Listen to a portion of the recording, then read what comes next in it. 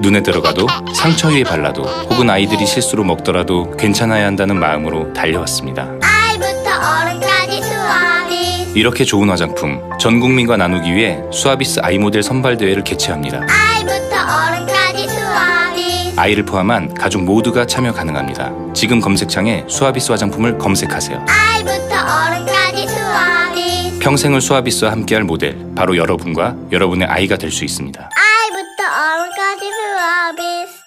안녕하세요. 글 쓰는 사람 유시민입니다. 제가 이번에 국가란 무엇인가 개정판을 냈습니다. 국가란 무엇이며 또 훌륭한 국가는 어떤 모습이어야 하는지 어느 시점에서 그 답을 찾아봤습니다. 이제 우리는 촛불 다음을 상상해야 합니다. 그 고민 과정에 이 책이 함께하면 좋겠습니다. 국가란 무엇인가 개정판, 도서출판 돌베개에서 펴냈습니다.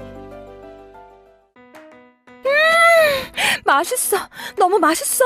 와, 아삭거리는 소리 들려? 와, 진짜 맛있다. 이 김치 어디에서 샀어? 김치 어디서 샀냐면 화 뭐? 무슨 김치라고? 그러니까 어디 김치냐면 바로 뜸들이지 말고 빨리. 도대체 어디 김치야? 화통김치. 화통김치라고. 국내산 재료로 100% 자체 생산하는 화끈하게 통하는 화통김치. 얼른 검색해서 사 먹어. 한글도 남보다 빨리 깨치고 참 똑똑했는데 갈수록 실력이 뒤처지는 것 같아 걱정이에요. 혹시 초등학교 교과서 본 적 있어요? 어려운 어휘가 너무 많아요. 학교에서는 어휘 개념을 하나하나 설명해 줄 시간이 정말 부족하잖아요. 그럼 어떡하죠? 내 아이의 어휘만큼은 내가 책임져야죠. 어휘 공부의 정성. 초등어휘 3천, 초등어휘 5천. 검색창에 초등어휘 3천을 쳐보세요.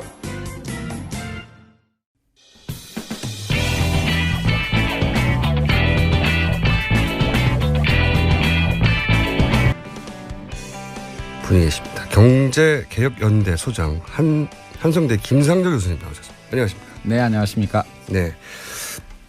특검에 참고인으로 나가셨죠. 예. 네.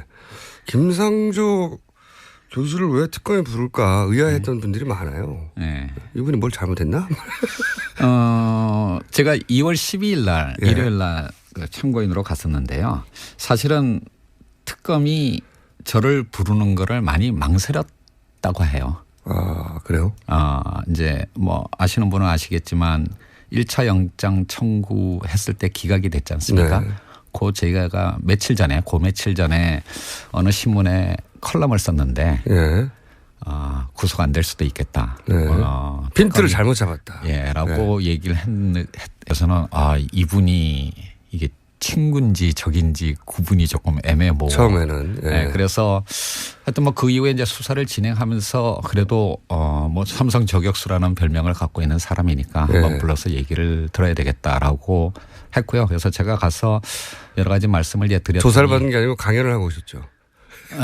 예, 뭐 가서 검사님이 질문을 하시기 전에 검사님 제가 먼저 제가 생각하는 말을 말씀드리겠습니다라고 하면서 아마 한 1시간 반 정도를 제가 떠들었던 것 같습니다. 네, 1시간 반 정도 강연을 하셨고 그때 특검이 영감을 얻었다고 해요.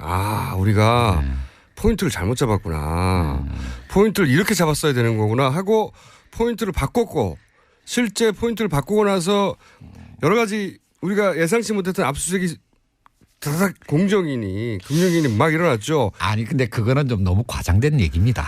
그러니까 제가 겸손히 하시고요 계속. 제가 일요일 날 가서 참고인 조사를 받았는데 그 다음 날 또 이재용 부회장이 또 조사를 네. 받았는데 그리고 그 다음 날 2차 영장을 청구했거든요. 아무리 제가 쪽집게 강의를 했다고 하더라도 하루 이틀 만에 그게 뭐 수사의 방향이 바뀌고 그런 건 아니죠. 그 전에 특검이 정말로 수사를 잘 준비를 했었습니다. 네. 예. 겸손함은 제가 잘 알겠고요. 하지만 쪽집게 강사를 했어요.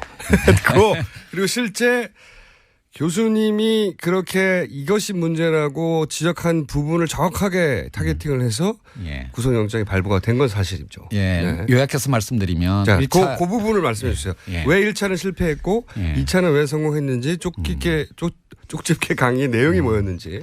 그 1차 영장 청구 때의 아주 핵심적인 포인트는 결국 이제 삼성이 삼성물산과 제일모직의 합병을 위해서 다급한 상황에 있었고 예. 그거를 위해서 국민연금의 지지가 찬성이 절대적으로 그랬다. 필요했기 때문에 대통령 또는 이제 최순실을 통해서 국민연금을 압박해서 예. 원래 해서는 안 될 짓을 했다. 하게 거기 만들었다라고 얘기를 포커스를 했는데 맞췄죠. 근데 이제 여러분들 돌이켜 보시면 네. 삼성이 최순실의 존재, 비선 실세의 존재를 파악한 것은 2014년 9월 대구 창조경제혁신센터에서 대통령과 이재용 부회장이 독대를 하면서 아마 그 즈음부터 이제 파악을 하기 시작을 했을 그렇게 거고요. 알려져 있어요. 예, 그리고 2015년 초에 이제 삼성전자가 승마협회 회장사를 예. 맡게 되는데 그때부터 뭔가 얘기가 진행되지 않았겠습니까? 네네. 그런데 문제는 그 당시에는 엘리엇이 삼성물산의 주식을 사지도 않았을 때입니다. 네.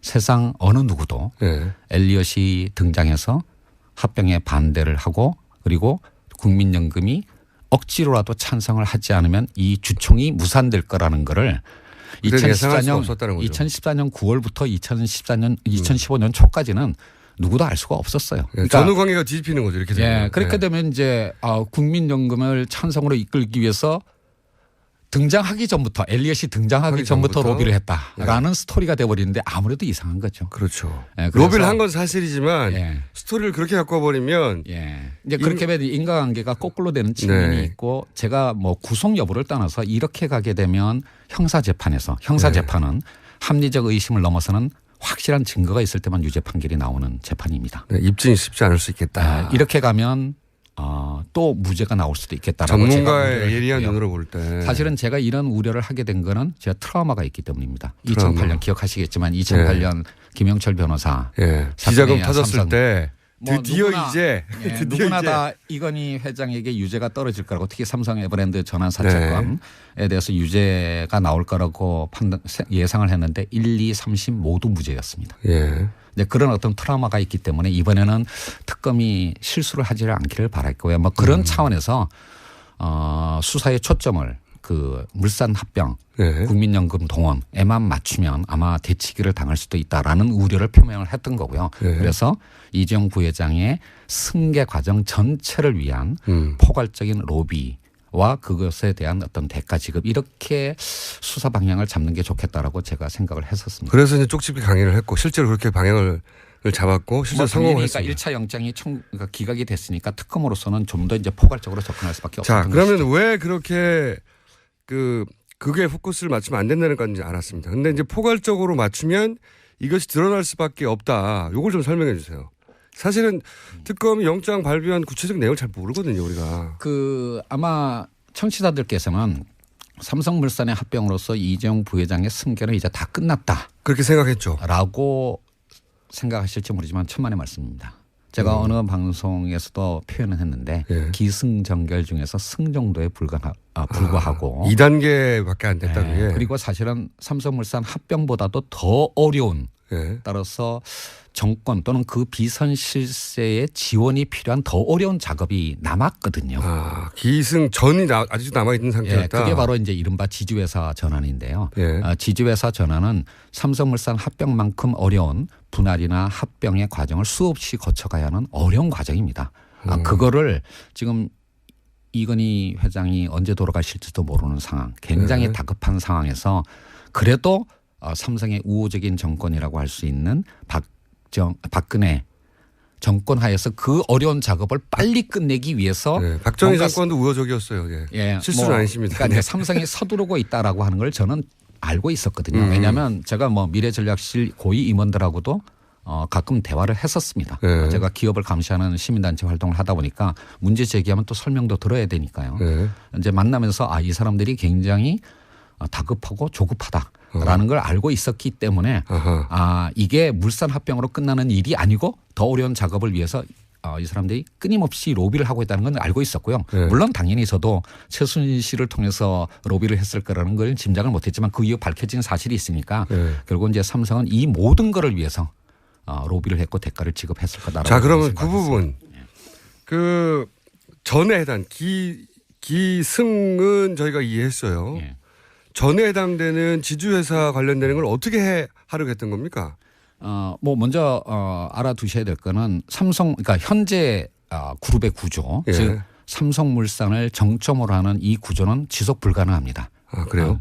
삼성물산이 삼성전자의 삼성그룹에서는 가장 중요한 회사인 삼성전자의 지분을 4.5%밖에 안 갖고 있습니다. 삼성물산이. 예, 그래서 삼성물산만으로는 안 되는 거고요. 안 보다 되고. 중요한 것은 삼성물산이 삼성생명을 통해서 삼성전자를 지배하는 이 우회로가 사실은 더 지분이 많습니다. 그게 7.5% 정도 됩니다. 예. 그러니까 근데 이제 문제는 뭐냐면 삼성생명이 삼성전자의 최대 주주가 되는 이 구조는 예. 이른바 금산분리 규제 때문에 너무나 많은 법적인 불확실성 또는 네. 규제 차원의 어떤 불확실성을 안고 있는 거고요. 금산분리 얘기는 여러 번 했습니다. 그러니까 예. 그 산업계가 은행을 소유하면 안 된다. 이렇게 분리해야 된다는 거죠. 예, 삼성생명의 자산이 200조입니다. 200조. 그 대부분 95%가 보험 계약자의 돈입니다. 그렇죠. 그 보험 계약자의 돈으로 기업들이 마음대로. 총수 일가가 예. 지배권을 그룹에 대한 지배권을 유지하고 승계한다라고 하는 건 정상적이지 않죠. 그리고 그렇죠. 세상 어느 나라에도 이런 그룹의 구조를 갖고 있는 기업 집단은 없고요. 그리고 네. 이런 게 용서 가능하다고 믿을 수도 없는 겁니다. 그렇죠. 소비자들이 예금을 가지고 자기들 지배권을 강화하면 안 되는 거죠. 예, 그래서 이제 따랐으면 안 바로 되는 이런 어떤 금산분리에 따른 그 법적인 불확실성, 규제상의 불확실성을 네. 넘어설 수 있는 안정적인 구조가 바로 지주회사인 건데 지주회사다. 삼성그룹은 삼성전자라는 일반 회사와 네. 삼성생명이라는 금융회사 두 개의 핵심 회사를 갖고 있기 때문에 네. 이 두 개의 회사를 각각 지주회사로 즉 하나의 지주회사가 아니라 두 개의 지주회사로 각각 만들어야 되고요. 그럴 필요가 있다. 예. 예. 하나로 만드는 건 불가능합니다. 불가능하기 때문에 금산분리 때문에 불가능하기 때문에 두 개를 두 개를 만들어야 만들어서 돼요. 그 두 개를 수평으로 놓고 지배하거나 아니면 좀 더 이재용 부회장의 지분 지배력을 올릴 수 있는 방법은 이걸 수직으로 놓고 지배하는 방법인데 그 마지막 단계가 이른바 중간금융지주회사 제도의 도입이거든요. 그런데 많은 분들이 이 중간금융지주회사 도입을 위해서 삼성이 로비했을 거라고 생각하지만 그것도 아닙니다. 그것도 아니에요? 예, 그거는 마지막 단계고요. 어떤 의미에서는 그 이전의 단계가 있군요. 그 지주회사 전환 과정에서 네. 그게 오히려 제일 쉬운 겁니다. 마지막 그 앞에, 단계는. 예, 그 앞에 삼성생명을 중심으로 하는 금융지주회사를 만드는 작업을 먼저 해야 되는데요. 네. 이 금융지주회사는 감독당국의 인허가가 필요한 겁니다. 그리고 그 과정에 공무원들의 광범위한 재량권이 부여가 되어 있습니다. 예를 들면 그 이제 전환하는 과정에 유예기간이라는 게 있지 않겠습니까? 네. 조건을 맞춰야 되는데 네. 그 유예기간이 공무원의 재량권에 따라서 2년에서 무려 7년까지 왔다 갔다 할 수 있습니다. 아하. 그 유예기간을 몇 년으로 해주느냐에 따라서 1년마다 뭐 조 단위의 돈이 왔다 갔다 할 수 있는 엄청난 겁니다. 그래서 그렇군요. 바로 이 가장 첫 번째 단계인 이 삼성생명을 금융지주회사로 전환한 과정에 저는 로비가 집중되었을 거라고 예상을 했고요. 전문가가 딱 보면 네. 이거는 공무원이 해결해 줘야 되는데 공정이나 금융위가 이거를 해결해 줘야 되니까 여기에 대한 로비가 있었을 수밖에 없다. 예. 라고 가서- 해가지고 여기를 털어라. 아니 근데 이제 실제로는 이제 그러니까 특검이 이 금융지주회사 전환 문제와 관련해서 이미 금융위를 압수수색을 했습니다. 네, 그러니까 그게 문제가 있다는 걸 알긴 알았군요. 근데 이제 그 과정에서 네. 금융위 공무원들이 정말 일을 잘했어요. 잘했다는 건 어떤 의미입니까? 접촉을 시도를 했는데 네. 거부를 했습니다.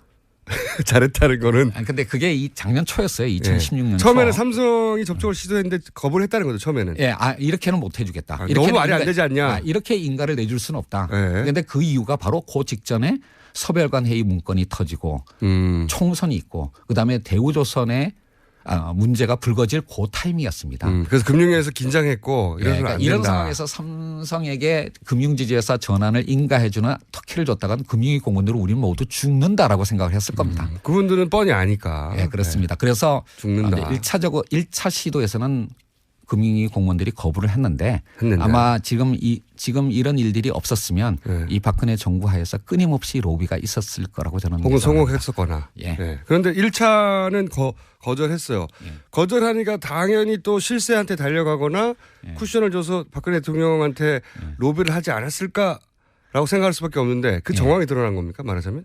그 부분은 아직까지 명확하지는 않습니다. 명확하진 않아요. 예. 여기를 파고 있었군요. 그러니까. 예, 특검이. 아마 제 생각에는 일단 그 이후에 워낙 금융위로서는 대우조선 문제나 한진해운 등등의 구조조정에 워낙 다급했기 때문에요. 네. 이런 큰 사건을 별도로 다루기는 아마 여유가 없었을 거고 그리고 바로 직후부터 이 최순실 사태가 터졌기 때문에 그 이후로는 아마 여유를 가지기 어려웠을 겁니다. 초반에 금융위에 삼성이 그런 로비를 했는데 금융위는 처음에는 거절했다. 그 이유 어떻게 됐는지 명확하게 밝혀지진 않았지만 예. 로비를 했을 것이다. 왜냐하면 필요하니까 예. 당연히. 실제로 삼성이 금융위에 접촉을 했고요. 그거에 대해서는 그 특검이 이미 다 수사를 했습니다. 그렇군요. 그러면은 삼성 이재용 부회장을 결국 구속으로 이끌게 된 가장 중요한 단서들은 어디서 나온 겁니까? 뭐 이미 이 부분은 언론에 다 부분씩 다 보도가 됐는데요. 네. 이제 삼성물산 합병건뿐만 아니라 그 위에 나왔던 이제 바이오로직스 상장 문제나 이 바이오로직스 상장 문제는 왜 중요한 겁니까? 계속 거론되는데 그리고 이제 순환 출자 해소 문제, 그다음에 금융지주회사 전환 문제, 요 세 개가 이제 1차 영장 기각 이후에 특검이 이제 추가적으로 수사한 부분이고요. 요 추가적으로 수사한 이 세 가지 부분에 대한 단초들이 바로 다 안종범 수석의 수첩에 그 단초들이 있었던 것이 구속의 결정적인 사유가 되겠습니다. 여기서 제일 저희가 이제 일반인들 입장에서 이해하기 쉽지 않은 게 다른 거는 설명을 드리면 대충 유추할 수 있어요. 근데 바이오로직스 상장 문제를 안종범 수석 다이어리를 보면 도와주라는 말도 등장하고 삼성도 바이오로직스를 무리하게 상장하려고 했고 돈도 많이 안 났는데 이게 왜 중요해서 등장하는 건지 잘 사실 이제 제가 이제 네 가지 사건을 말씀을 드렸지 않습니까? 물산합병에서부터. 근데 그 중에서 이재용 부회장의 승계를 위해서 진짜 중요한 거는 삼성물산 합병과 금융지주회사 전환 두 가지고요. 상대적으로 순환 출자 해소 문제와 바이오로직스 상장은 그렇게 중요한 건 아닙니다. 네. 그런데 왜 여기가 그 영장 발부에 내용으로 들어가느냐. 그러니까 이제 그게 얼마만큼 이재용 부회장의 승계를 위해서 중요한 것인가는 별개로 그 부분에 관해서 삼성이 부정 청탁, 로비를 했고 그다음에 그거에 대해서 청와대나 대통령 측에서 부당한 지시가 있었고 그거를 위해서 대가가 지불되었다면 이 모든 게 뇌물죄의 구성 요소가 되는 겁니다. 한꺼번에 다 합쳐서. 그래서 그러니까 삼성은 로비가 일상화된 조직입니다. 그러니까 꼭 그러니까 이재용 부회장의 승계라고 하는 그것과 관련된 결정적인 사안이 아니라 지분율을 조금이라도 높이고 돈을 1원이라도 아껴주는 그래서 충성심을 보임으로써 자기의 승진과 금전적 보상을 받아내려고 하는 그런 인센티브로 가득 찬 사람들이 득실득실되는 조직이거든요. 그러니까 그게 얼마만큼 본질적으로 중요한 것과는 무관하게 모든 일에 대해서 다 로비를 하는 겁니다. 그러니까 로비가 되면 좋겠다고 생각하는 건 무조건 다 로비를 한다. 그리고 제 예상은 지금 네 가지 건을 말씀을 드렸는데요. 사실 안종범 수석의 수첩 이외에 다른 중요한 사안들도 꽤 있었습니다. 아마 그것을 위해서도 로비를 하지 않았을까. 다만 특검이 단초를 발견하지 못했을 뿐이지 로비의 사안들은 더 있었을 거라고 저는 로비는 생각합니다. 훨씬 더 광범위하게 이루어졌을 텐데. 다시 한번 말씀드리지만 로비가 일상화된 조직입니다. 로비가 업무에 중요한 영역이군요. 그렇습니다. 그냥 사소한 규정 하나도 모두 다 로비를 하는 조직입니다. 다른 그룹하고도 다릅니다. 그렇군요. 그중에서 제가 근데 대부분을 이해했어요. 순환 출제 얘기는 오랫동안 있어왔던 얘기고 그다음에 지주회사로 전환해야 한다. 그런데 이제 두 개가 필요하다. 삼성전자를 추구하는 지주와 삼성생명을 추구하는 지주가 필요하다. 그런 걸 위해서 그런 걸 해결해 줘야 되는 공정이나 금융위에 로비를 했고 그런 정황의 일부가 잡혀서 지금 영장이 발부됐다. 다 알겠는데 이해를 못하는 게 하나가 바이오예요. 왜 바이오로직스가. 그러니까 바이오로직스는 사실은 그 자체로는 그렇게 이재용 부회장의 승계를 위해서 중요한 사안이 아니었는데 다만 삼성물산 합병과 관련한 논란이 워낙 컸기 때문에 이게 합병 비율이 불공정하고 결국 경영적 차원이 아니라 승계를 위한 거게 이제 이런 논란이 있으니까 그 삼성물산 합병의 사후적 정당성을 확보하기 위해서는 바이오로직스의 상장이 조속히 필요했던 겁니다. 우리가 이런 이유로 그렇죠. 그러니까 이런 이유로 사실은 합병을 한 거고 합병을 해보니까 상장을 해보니까 바이오로직스의 가치가 이렇게 크지 않았냐. 그러니까 보통 의심하는 것처럼 승계를 위해서 부당하게 한 것은 아니다. 이거를 사후적으로 정당하기 위한 작업으로서 알리바이군요. 알리바이. 그렇습니다. 예. 이 바이오로직스 봐라. 우리가 이렇게 그 합병을 했더니 이 바이오로직스 같은 회사조차도 이렇게 가치가 올라가지 않았냐. 시가총액이 10조가 넘는 그런 회사가 아니냐. 이거를 위해서 우리가 그러니까 시너지 효과를 확보하기 위해서 합병을 한 것이지 이재용 부회장의 승계를 위해서 한 것은 아니다. 라고 하는 알리바이 용으로 또 그 알리바이도 로비를 한 거군요. 그렇습니다. 예. 훌륭합니다. 예. 물론 그로부터 얻는 금전적 이익도 있지만 가장 결정적인 것은 사후적인 정당성 확보, 알리바이 확보를 위해서 한 겁니다. 그래서 이해가 안 갔군요. 저는 대부분은 이제 뉴스를 읽다 보면 이래서 이랬구나, 이런 이득이 있었구나 이해가 갔는데 뜬금없이 바이오로직사 상장을 위해서 왜 노력했지?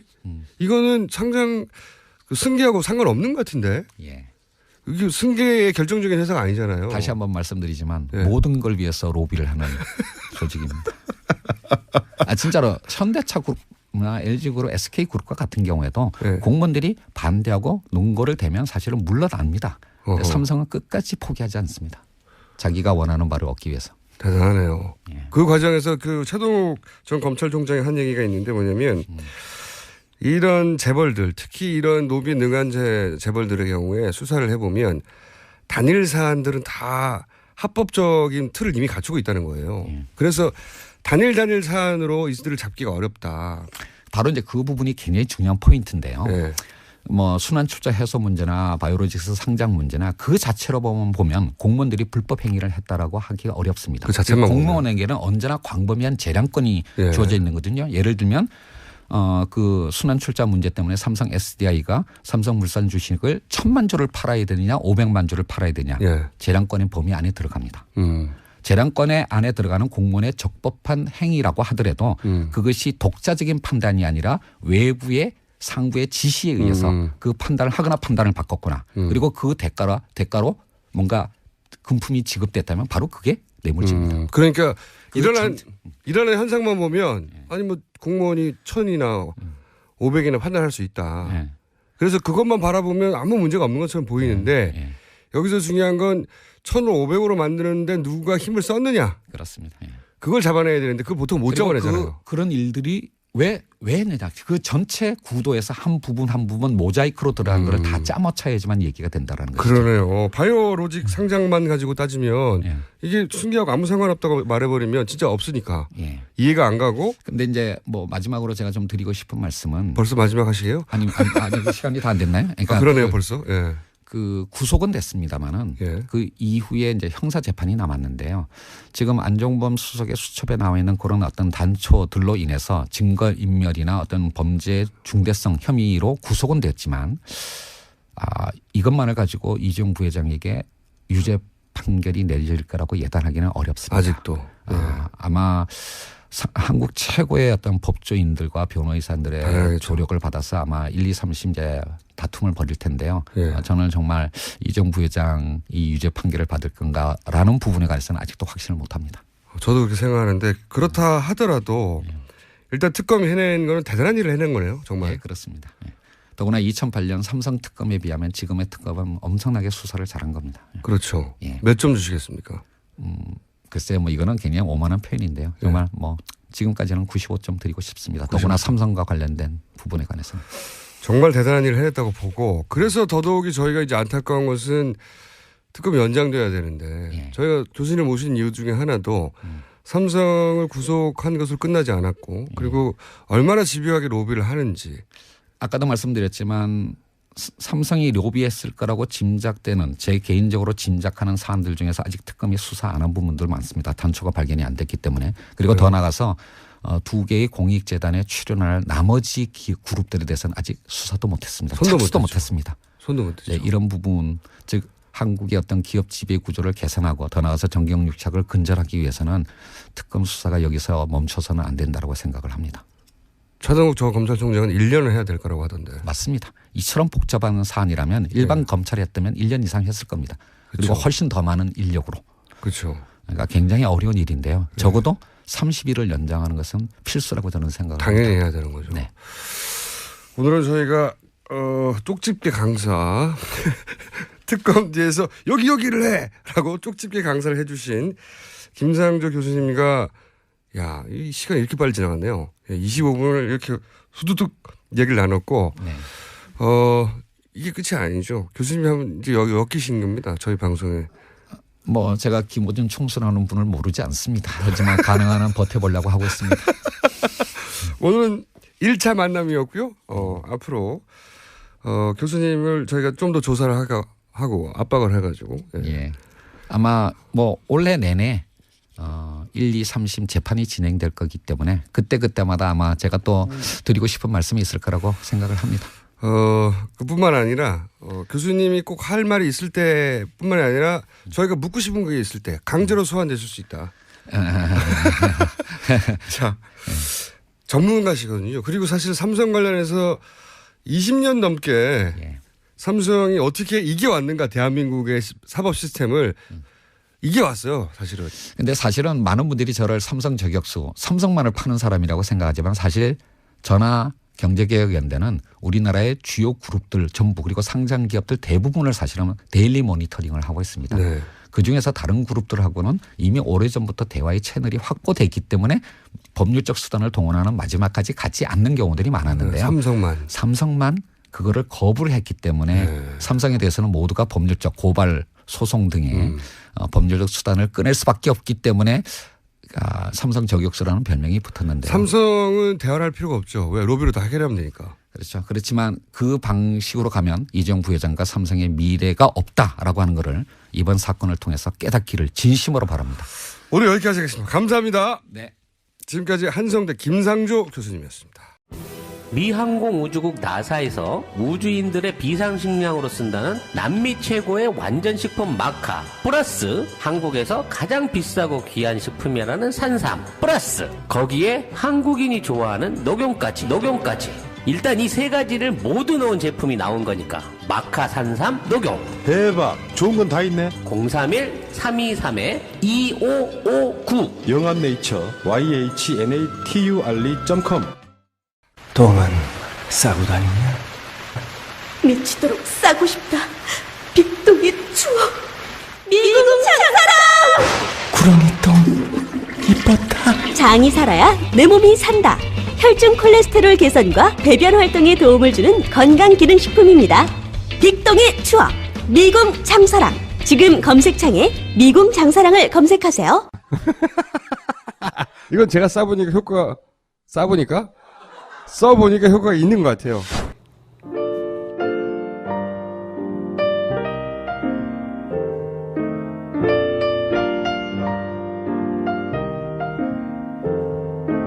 자, 불친절한 에이스 시간. 요즘 버스 기사님들, 화물차 기사님들, 택시 기사님들 많이 듣고 있다는 문자 받고 있는데요. 굉장히 재미있는 문자가 하나 왔습니다. 차 오디오가 고장이 나가지고 채널이 안 돌아가서 교통방송만 나온다고. 그래서 할 수 없이 뉴스공장을 듣게 됐다. 할 수 없이. 그런데 듣다 보니까 이제 중독이 돼버렸다. 제가 이제 방송 초반에 말씀드렸어요. 제가 발음도 안 좋고 성격도 안 좋고 그러나 듣다 보면 중독이 된다. 중독이 될 것이다. GS25 사장님 서산 성현읍에 있는 항상 GS25에 들어온 손님 모두를 들으라고 뉴스공장을 듣고 있다고 합니다. 네. 당연합니다. 네. 앞으로도 널리 퍼뜨려 주시고 네. 답답합니다. 모릅니다 한번 틀어주세요. 어제 저희가 한번 틀어드린 트로트 네. 우병우 민정수석의 영장 기각에 대한 울분과 분노를 음악적으로 승화한 트로트 모릅니다가 아니고요. 모르쇠입니다. 네. 자, 인터넷에 검색하시면 모르쇠 나오고 저희도 앞으로 다른 버전도 틀어드릴 것이고 이 모르쇠는 아마 후속이 엮였다가 나올 예정으로 알고 있습니다. 네. 곡이 완성되면 저희한테 가장 먼저 소개하기로 했으니까 기다려 주십시오. 여기까지 하겠습니다.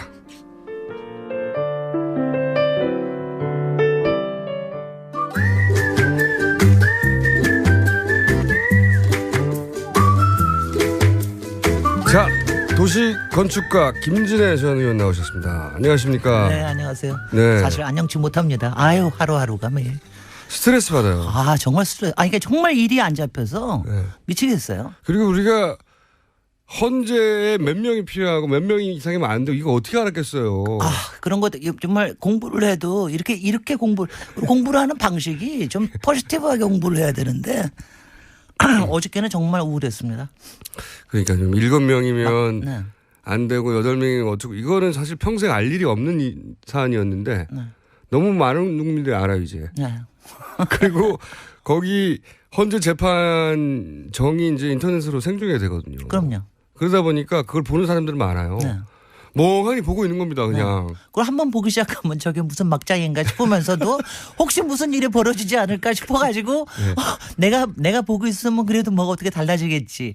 아 정말 이 국민을 이렇게 스트레스로 시달리게 만드시다니. 이게 이제 홈쇼핑 중독하고 비슷해요. 맞아요. 홈쇼핑 중독은 내가 안 보는 사이에 좋은 물건이 지나갈까 봐.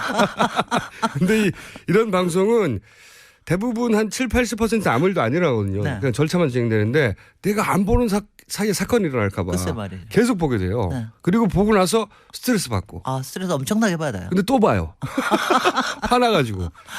자, 그런 헌재가 이렇게 전 국민적 관심 사항이 되는 적이 없었는데 이 헌재. 그래서 오늘 솔직히 제가 헌법재판소 가지고서는 도시 이야기 할 거라고는 한 번도 생각을 안 했어요.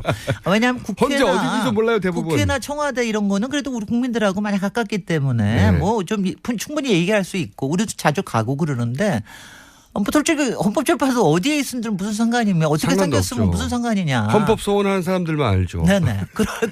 그랬는데 이렇게 저는 한번 국민적인- 해봐서 압니다. 아 근데 요새는요. 다들 아실 겁니다. 네. 어디 있는지 다들 광화문에서 행진을 시작하시다 보면은 청와대 쪽으로도 가고 요새는 헌법재판소 앞에 정반대 가서 방향이에요. 예. 네네 그쪽으로 가서 거기서 또 저기 종교를 하는 경우도 있고 그래가지고 요새는 헌법재판소가 어디 있다는 거는 다들 아시게 된 것 같아요. 그리고 헌법재판소를 실제로 보게 되면 생각보다 건물이 아담하다 플러스 네. 생각보다 건물이 이렇게 일반 뭐라고 그러죠? 일반 빌딩이 아니네. 네. 예.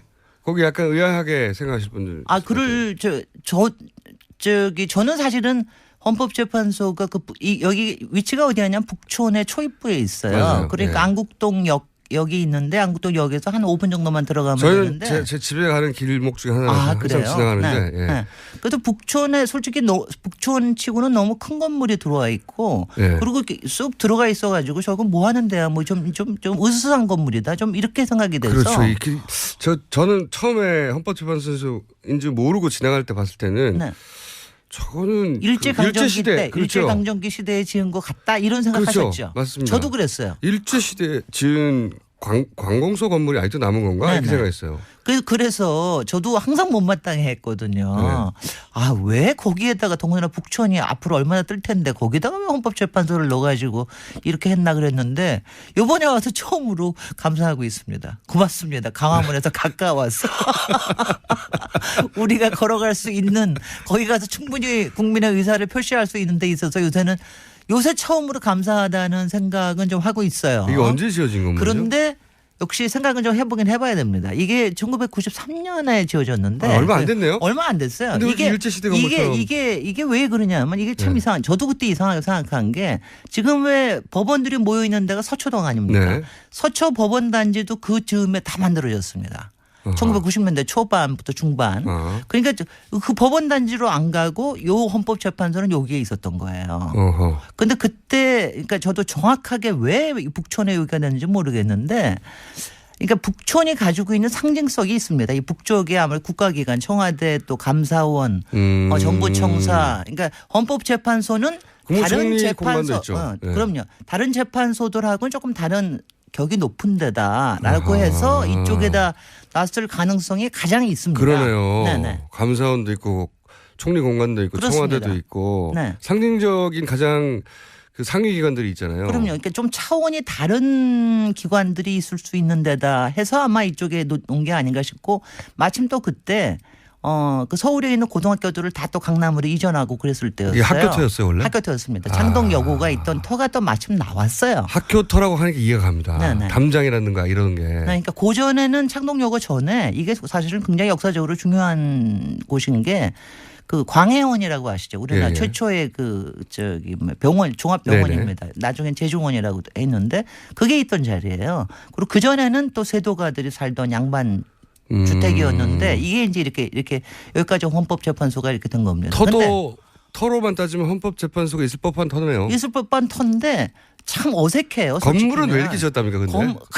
근데 제가 좀 하는 게 네. 건물이 이거 건축문화 대상도 받고 그랬어요. 아, 그래요? 건축학회에서 주는 건축문화 대상도 받고 그랬는데 제가 보기에는 1993년에 지었는데 근데 이게요. 네.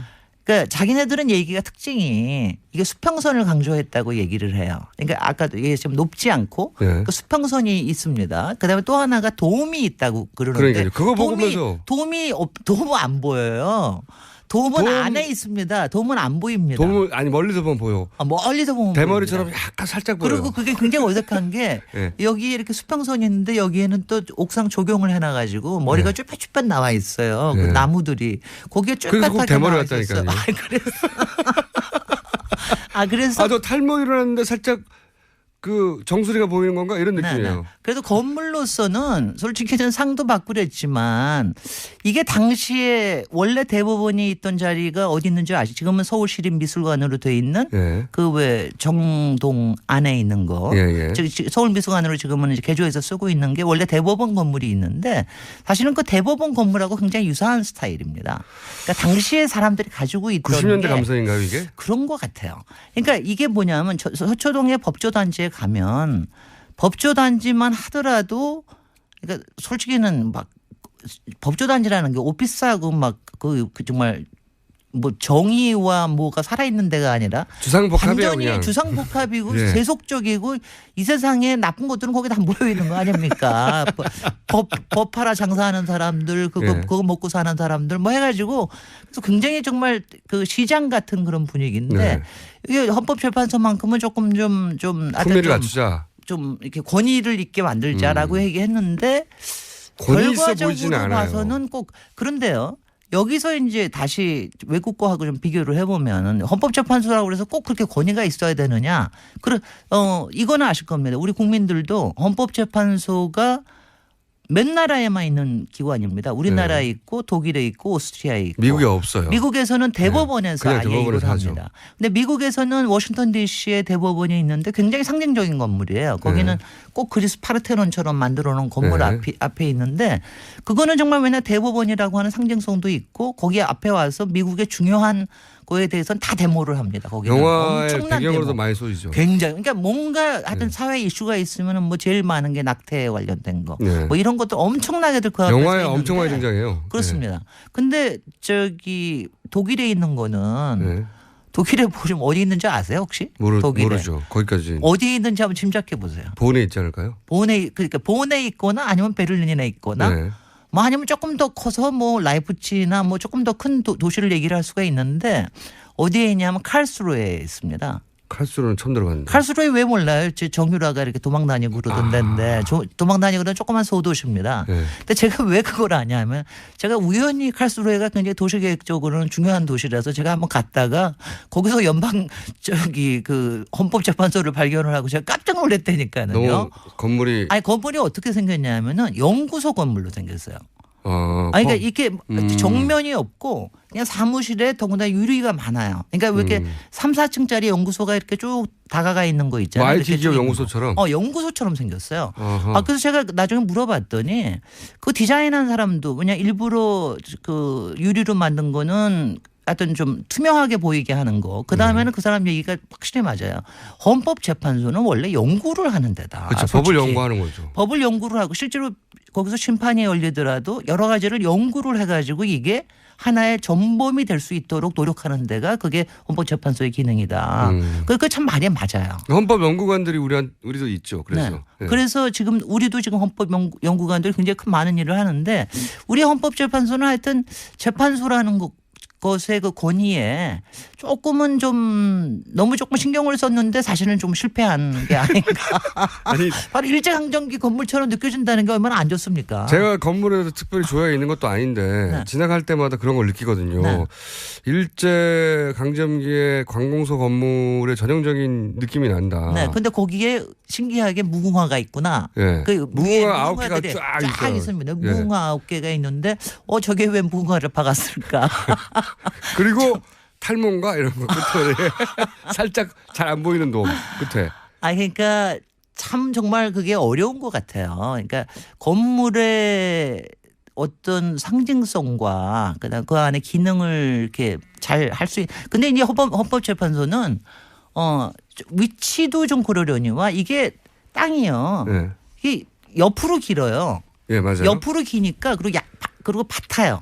깊지가 깊지가 않아요. 않으니까 거기 그런 데다가 여기에 보면은 이렇게 기단을 만들어 놨어요. 앞에 이렇게 단이 있어서 앞에 도로가 하나 있고 또 하나 도로가 올라가서 입구가 있습니다. 그리고 네. 뒤에 도로가 없어요. 네, 그러다 맞아요. 보니까 앞문만 있어요. 앞문만 있어요. 네. 그러니까는 도로만 있어가지고 그래가지고 더 권위적으로 보이고 그러죠. 왜냐하면 보통 이런 거 할 때는 특히 이제 관공서나 이런 거 할 때는 뒤로는 차가 다 들어가게 하고 헌법재판관들도 그쪽에 좀 내리게 하고 다 그렇게 하고 난 다음에 앞에는 조금 좀 이제 퍼블릭하게. 뒤에는 주택가거든요. 그렇죠. 여기는 지금 뒤에는 바로 또 거기 윤보선과도 또 맞닿아 있고 그렇습니다. 네, 주택가도 목촌에. 있고 뭐 네. 허물 수가 없어요. 그 뒤에를. 그렇습니다. 예, 그것까지 그러니까 가작을 하니까. 문이 도로 면으로 바짝에 붙어 있고. 글쎄요. 그리고 길어요. 네. 이런 중요한 건물이 이렇게 적어도 정사각형이거나 네. 땅이 아니면은 어쨌든 안쪽으로 뭔가 있을 것 같은데 네. 보이는 게 답니다. 네. 근데 여러분들도 쉽게 가보실 수 있습니다. 이게 지금 북촌 투어의 하나예요. 그러니까 저는 충분히 가보시라고 그러고 싶은 게 제가 지난번에 얘기했던 운영궁 양관이 있는 거기에서 별로 얼마 안 멀습니다. 한 3, 4분만 한 5분 정도만 걸어가면 되고. 그래서 여기서 북촌을 쭉 가시면 북촌에 그 뭐 카페나 그런 데만 가보지 마시고 여기 안에 들어가면은 건물 안은 별로인데 이 바깥이 참 좋아요. 그 옛날에 그래요? 창동여고에 있던 여기에 이제 그 정원들이 여기에 몇백 년 된 백송도 있습니다. 제가 우리나라에. 보기에는 말이죠. 네. 이게 이제 그 무궁화 9개가 그러니까 헌재 재판관 9명을 상징하는 거라고 네, 네, 이제는 맞습니다. 알게 됐어요. 네. 이렇게 알게 됐는데 탄핵이 인용이 되잖아요. 네. 여기가 굉장히 역사적인 장소로 많은 사람들이 나중에도 네. 여기서 탄핵이 됐구나 결국은 왔다 갔다 할 장소가 될 거고요. 네. 100만 분의 1로 기각이 된다. 네. 이 건물 조심해야 된다. 아니야 건물 조심하는 것뿐만이 아니라 건물 자체도 조심해야 만약 돼요. 기각이 되면 헌법재판소라는 기관 자체에 대한 말하자면 여러 가지 논의가 새롭게 있을 그래서 가능성이 그런 있습니다. 얘기도 있죠. 헌법재판소가 사라지게 하는 네. 판결이 될 수도 있다. 솔직히 뭐 다들 아시지는 않더라도 헌법재판소하고 대법원 사이에 갈등이 있죠. 갈등이 상당히 있습니다. 그거는 저도 이제 판사 출신 분들한테 들었는데 우리는 네. 판사가 아니니까. 네. 근데 요약하면 옥상옥이 아니냐. 그래서 말이죠. 예. 네. 왜 대법원 미국은 대법원 연방 대법원 판결하면 끝나는 건데 네. 대법원에서 판결했는데 또다시 헌재가 대법원과는 상이한 판결을 할 수 있거든요. 네. 위헌 신청을 해가지고. 네. 그러면은 대법관 입장에서는 자존심이 상하는 거죠. 그렇습니다. 최종 대법원 우리나라에서는 4심이라는 얘기가 그런 얘기 그래서 나오네. 3심이 네. 아니라 4심이라는 얘기가 가끔 나오는 게 바로 그렇습니다. 그래서 대법원과 헌법재판소가 사이가 안 좋고 네. 또 그런 얘기도 하더라고요. 그 진급 어쨌든 여기도 이제 직장이잖아요. 그럼요. 네, 직장이죠. 네. 네. 당연히 그러니까 승진이 중요합니다. 네. 어느 직장이나 마찬가지고. 이분들 다 생활인이에요. 네. 이분들 뭐 사법부의 독립성을 존중하고 그건 그거고 그건 그렇게 해야 되는 거고 행정입법 사법부 사이에 이분들도 다 직장인이기 때문에 다 승진도 중요하고 자식 교육도 중요하고 물론이죠. 다 그게 더 중요한데 근데 승진의 이 순위를 따져보자면 대법관들이 더 일을 잘해서 승진을 잘했던 사람이 가는 곳이다. 그렇습니다. 뭐 사실은 뭐 이런 얘기가 있죠. 이런 얘기 지금 하면 안 되는데 사실은 네. 대법관이 못 돼서 헌법재판관이 했다. 뭐 이런 얘기들이 뭐 시중에 물론 이건 있죠. 일각의 얘기예요. 네네. 뭐 반대로 생각할 수도 네네. 있죠. 근데 그렇게 생각할 만큼 네. 서로 이제 사이가 안 좋다. 네. 근데 지금 여하튼 간에 헌법재판관 요새 헌법재판관 솔직히 헌법재판관이 누군들 저하고 무슨 상관이 있습니까? 이때까지 아무 상관이 없었죠. 솔직히 헌법재판소장도 그렇고 국회에서만 난리를 치는 거지. 어차피 뭐 잘하겠지 뭐 이런 정도인데. 지금 아니에요. 지금 요새 강일원 재판관에 대한 팬심이 얼마나 대단한지 아십니까? 재판관 한 사람 한 사람에 대한 정보와 지금 성향과 이런 기사도 물론 많이 있지만 그런 걸 파악하고 있는 사람들 되게 많아요. 아니 그리고 그런 막장이 진행되는 가운데서 평정심과 그리고 그거의 질서를 잡아나가는 이게 좀 법관이 좀 다르긴 요새 조금 그래서 그건 있어요. 좀 다르긴 좀 많이 존경해 줘야 되겠다. 좀 더 기대를 많이 해 줘야 되겠다. 결과가 가를 겁니다. 물론 아무리 결과가 가르게 될 겁니다. 진행을 잘해도 그래서 헌법재판관님 이 9개 무궁화님들 지금 8개만 남아 있지만 비록 건물은 좀 그렇고 너무 좀 퇴행적으로 느껴지고 그러지만 그 가지신 높은 고매한 정신과 그리고 엄정한 엄정하고 그리고 치열한 이 법 의식으로 좋은 판단을. 이분들이 느낄 그 부담감은 상상하기 힘들어요, 사실은. 그런데 바로 그거예요. 그 칼스루에 독일에 왜 헌법재판소를 칼스루에라는 이 작은 도시에 갖다 놨나라고 하는 게 그때 그거였습니다. 모든 로비에서부터 벗어나게 하기 위해서. 그러니까 이거는 법정, 그러니까 정말 연구를 거쳐서 해야 되고 법정에서 다루어져야 될 일이지 거기 와서 피켓 든다고 해야 되는 일은 아니다. 그러니까 미국은 완전히 다르잖아요. 그렇죠. 미국 같은 경우에는 피켓을 든 힘에 따라서 사실 판정도 많이 달라지거든요. 맞습니다. 네, 그리고 미국에는 또 이 대법관이 종신제 아니에요. 네. 완전 종신제래 가지고 사실은 지금 우리 탄핵 박근혜 대리인단에 계신 여러분들 80대 분들 70대 분들 그런 분들이 거기에는 대법관으로 많이 또 앉아들 계시죠. 자, 오늘 이야기의 사실 핵심은 이 건물이 아니라 이 건물이 기관과 이 건물에 계신 분들이 어떤 판결을 내리느냐에 따라서 이 건물의 용도가 바뀔 수 있다. 앞으로 그 얘기를 했습니다. 네, 지금까지 도시건축가 김진애 의원이었습니다. 네, 감사합니다. 저는 김호준이었고요. 내일 또 뵙겠습니다. 안녕.